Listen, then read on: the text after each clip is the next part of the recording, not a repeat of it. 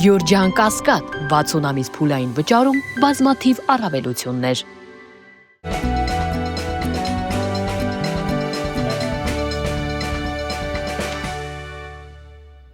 Բարև ձեզ։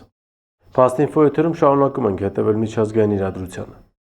Չնայած Ադրբեջանը հայտարարում է, թե տարածաշրջանային խաղաղության կողմնակից է, բայց շարունակում է խորացնել Իսրայելի հետ ռազմատեխնիկական համագործակցությունը։ Իսրայելական մամուլից ստացված տեղեկատվության համաձայն օրեր առաջ Բաքու է ժամանել Իսրայելի պաշտպանության նախարարության բավականին բարձրաստիճան պատվիրակություն,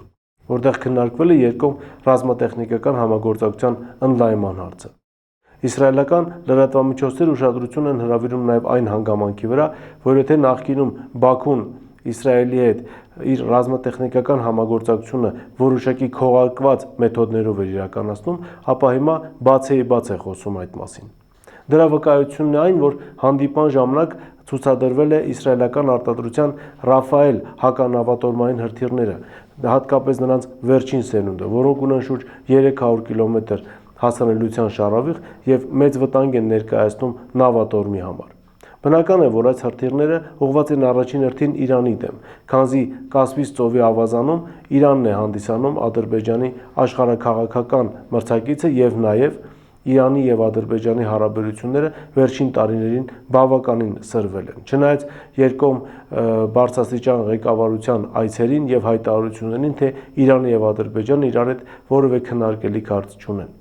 Այս այցի հետ կապված Իրանի համապատասխան ծառայության ղեկավարները արդեն հանդես են եկել հայտարարությամբ, որտեղ խիստ նախազգուշացրել են Բաքվին, որ եթե վերջինս շարունակի ընդլայնել այդ համագործակցությունը, հատկապես հրթիռների ձեռքբերման շուրջ, եւ իրենք հավաստիանան, որ դրանք ուղղված են լինելու Իրանի դեմ, ապա պատասխանը չի ուշանալու։ Այստեղ խնդիրը միայն այն չէ, որ Ադրբեջանը Իսրայելի հետ շարունակում է համագործակցել եւ խորացնել համագործակցությունը ռազմատեխնիկական թեմայի շուրջ։ Այստեղ խնդիրը կայանում է նրանում, որ Բաքուն մի կողմից հայտարարում է, թե ինքը կողմ է տարածաշրջանային խաղաղությանը, իսկ այդ տարածաշրջանային խաղաղության մեջ անկասկած մտնում է նաեւ Իրանի հետ նորմալ հարաբերությունների կառուցումը։ Մյուս դեպքում շարունակում խորացնել Իսրայելի հետ ռազմատեխնիկական համագործակցությունը։ Ակնհայտ է, որ Ալիևը ստում է։ Եթե Ալիևը ստում է Իրանի հետ հարցում, ապա անկասկած Ալիևը ստում է նաեւ Հայաստանի հետ հարաբերությունների հարցում, քանզի Հայաստանի հետ հայտարարելով խաղաղության օրակարգի մասին Ադրբեջանի Հանրապետությունը շուրջ 2.7%-ով ավելացրել է ռազմական բյուջեն 2025 թվականի համեմատ, իսկ Հայաստանը բավականին շեշտակի կրճատել են, հայտարարելով, թե մենք խաղաղություն ենք քարոզում, խաղաղություն ենք կառուցում եւ խաղաղության խաչմերուկին հասնելու համար անհրաժեշտ է, որպեսզի ռազմական բյուջեները էականորեն նվազեցվեն, բայց դա վերաբերվում է կարծես միայն Հայաստանին,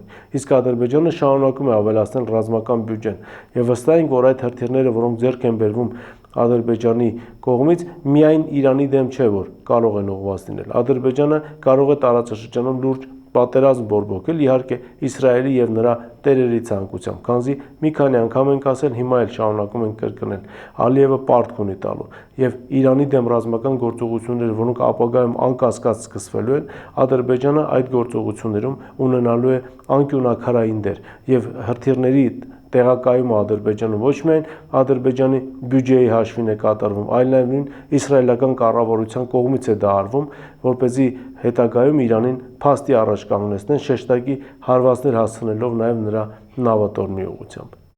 Սպասենք տեսնենք, թե իրադարձությունները այս ուղղությամբ ինչպես են զարգանալու։ Երկրորդ թեման, որին ցանկանում եմ անդրադառնալ, կրկին Ուկրաինայի հետ է կապված, կրկին Միացյալ Նահանգներ Եվրոպական միություն հարաբերությունների, որոնք գնալով ավելի են լարվում։ Եթե հիշում եք, մենք խոսել ենք ԱՄՆ ազգային անվտանգության ռազմավարության մասին, նշելով, որ այնտեղ բավականին կոշտ ձևակերպումներ կան Եվրոպական միության եւ հատկապես նրա ղեկավար կազմի հետ կապված։ Հիշեցնեմ, որ այդ ռազմավարությունում Եվրոպական ղեկավարությունը համարվում էր վտանգ ժողովրդավարության համար։ Եվ հիմա Ուրսուլա ֆոն դեր Լայենը կոչ է անում Տրամպին չմիջամտել Եվրոպական միության ներքին գործերին։ Բացի այդ, Փարիզում նախատեսված Եվրոպական միություն Միացյալ Նահանգներ Ուկրաինա հանդիպումը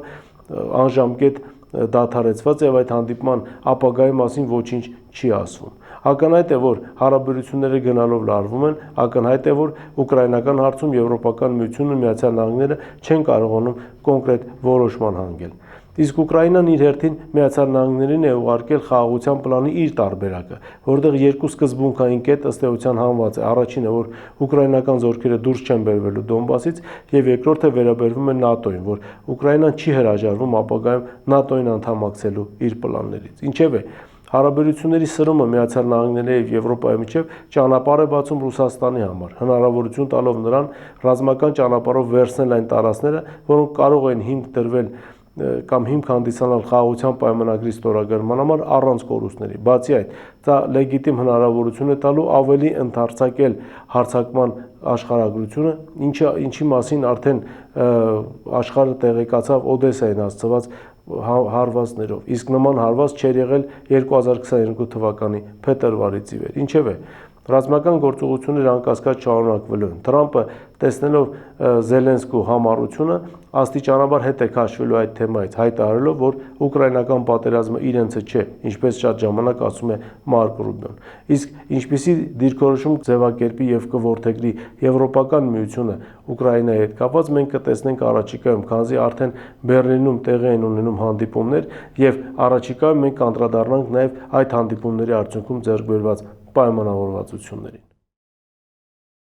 Եվ վերջին թեման, որին ցանկանում եմ անդրադառնալ, Արկտիկայի հետ է կապված։ Գնալով սրվում է հակասությունը աշխարհաքաղաքական կենտրոնների միջև, հատկապես Արկտիկայում։ Դա երկու հանգամանքով է պայմանավորված։ Առաջինը հյուսիսային ծովային ուղին, որով անցնում է նաև համաշխարհային առևտրի զգալի մասը, մեծ հետաքրքրություն է ներկայացնում աշխարհաքաղաքական կենտրոնների համար եւ այն պետությունը կամ պետությունների խումբը, ովքեր ըստ էության կտիրեն հյուսիսային ծովային ուղում կամ հսկողություն կսահմանեն նրա նկատմամբ, նաև մեծ ազդեցություն կունենան համաշխարհային առևտրի վրա։ Եվ երկրորդը, արագ հալող Արկտիկան լուրջ նախադրյալներ է ստեղծում նաև ածխաջրածիների արտահանման եւ արդյունահանման հետ կապված։ Գաղտնիք չէ եւ միջազգային փորձագետներն են դա նաև հաստատում, որ Արկտիկայում հնարավոր է կարող են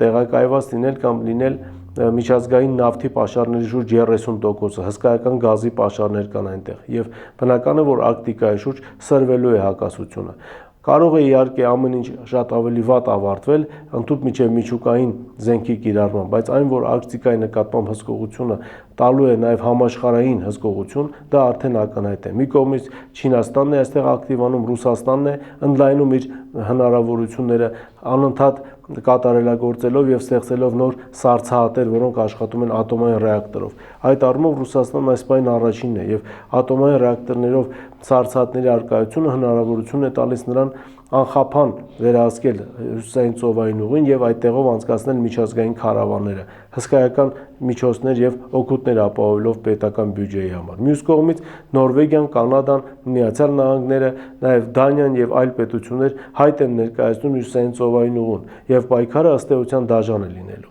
Հյուսիսային հատվածը Արկտիկան լինելու է նոր բախման իզակետ։ Իհարկե դա աստված, որ այդ բախումը ավարտվի միայն տնտեսական եւ աշխարհաքաղաքական բախմամբ, չբերելով ռազմական ուղիղ բախման, քանզի դա իրոք կործանարար հետևանք կարող է ունենալ ողջ երկրագնդի համար։ Առաջիկայում մենք այս թեմային անդրադառնալու ենք անպայման մեր հաջորդ հանդիպումների ժամանակ։ Այս թեմաներն էին, որոնց այսօր ես ցանկացա անդրադառնալ, այսօր այսքանն է, շնորհակալություն, կհանդիպենք եթերում։